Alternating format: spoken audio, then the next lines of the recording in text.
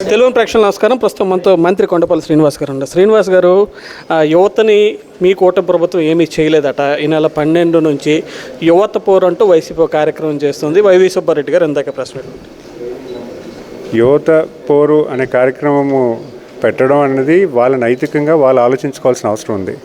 గత 5 సంవత్సరాలుగా ఎటువంటి అభివృద్ధి కార్యక్రమాలు, ఎటువంటి ఎంప్లాయ్మెంట్ గురించి ఎటువంటిది ఆలోచించకుండా ఈరోజు ప్రభుత్వంకి 1 ఇయర్ కూడా టైం ఇవ్వకుండా ఈరోజు ఏదో ప్రభుత్వం మీద ఒత్తిడి తీసుకురావడం అంటే వాళ్ళ తల విజ్ఞతకి వదిలేయాలి. అంటే ఈరోజు ఒక పని చేయడానికి కూడా కొంత టైం ఇవ్వాలి. ఇప్పుడు కంపెనీస్ తీసుకొస్తున్నాం, సుమారు 4 లక్షల ఎంప్లాయ్మెంట్ వస్తుందని సుమారు 6 లక్షల కోట్ల ఇన్వెస్ట్మెంట్స్ ఈ రాష్ట్రానికి వచ్చాయి.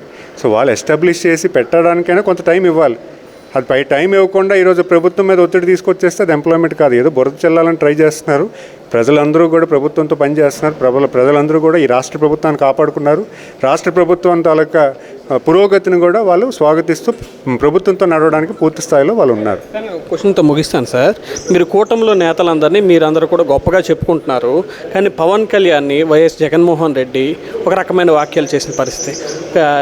కార్పొరేటర్కి ఎక్కువ, ఎమ్మెల్యేకి తక్కువ. మీరు ఎలా తీసుకుంటారు ఆ వాక్యం?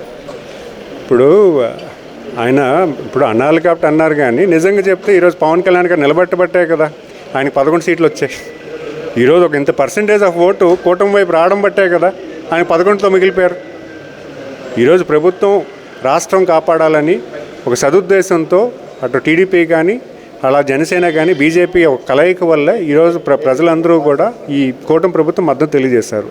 దానివల్లే కానీ వాళ్ళు 11 సీట్లతో మిగిలిపోయారు.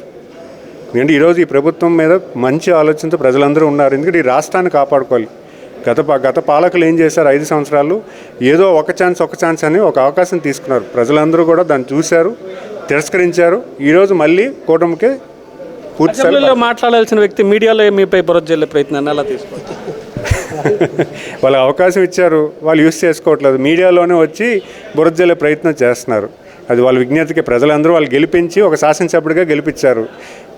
ప్రభుత్వం తాలూకు సమస్యలు ఏమైనా ఉంటే అసెంబ్లీలో చెప్పాలి.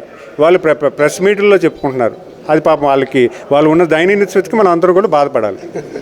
మంత్రి కొండపల్లి శ్రీనివాస్ అయితే క్లారిటీ ఇచ్చేశారు. ఏదైతే జగన్ ప్రవర్తిస్తున్న తీరు ప్రజల విజ్ఞతకే వదిలేస్తున్నామని చెప్పి ఆయన చెప్తున్న పరిస్థితి ఉంది. ఇంకోవైపు ఎవరైతే పవన్ కళ్యాణ్పై అవాకులు పేల్చే పరిస్థితి వైసీపీ నాయకులకు ఎవరికీ లేదని ఆయన తెచ్చినది. ఆయన వల్లే 11 సీట్లకు మాత్రమే వైసీపీ నిలబడిన పరిస్థితి అయితే ఉందని చెప్పి కొండపల్లి శ్రీనివాస్ అంటున్న పరిస్థితి ఉంది. శ్రీకాకుళం నుంచి కెమెరా పర్సన్ నాగుతో ప్రశాంత్, తెలుగు 1 న్యూస్.